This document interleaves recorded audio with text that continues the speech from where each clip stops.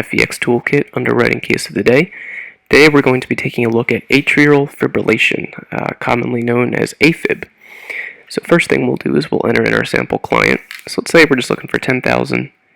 Texas male, 1/1/1950, so age 70. Height and weight isn't really important in this instance, and neither is nicotine use. We'll keep it as bank draft, or EFT as the payment. Let's type in AFIB.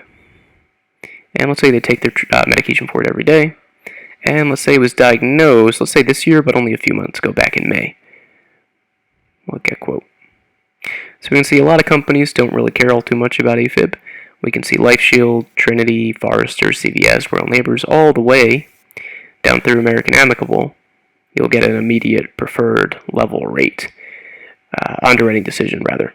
If we scroll down a little further, we get to our standards, modifieds, and graded. So if we look here at Transamerica, if it's been treated in the last 2 years, they'll go standard. Liberty Bankers is an if ever treated for AFIB. And we scroll down a bit more, we'll get to our graded. So Sentinel in the last 5 years, it'll go New Vantage 2. And we have Assurant, if ever treated, we'll go modified. And we have our guarantees at the bottom. So one company I want to point out here is Mutual of Omaha. So Mutual of Omaha, if it's diagnosed within the last year, it'll actually be a decline. However, we'll go back up here and make a quick change. So let's say they still take their medication for it every day, but it was diagnosed just say back in 2010, so a long time ago, 10 years. It'll actually change Mutual of Omaha to graded.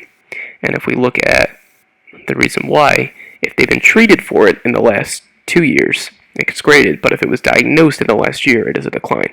So that's an important one to know if you're someone who uses Mutual of Omaha. Lastly, we'll take a look at the health cheat sheet for AFIB. So if you ever want to look at the data itself for all the companies, you can quickly come over here without running a quote and see the results. So that is today's underwriting case of the day, atrial fibrillation.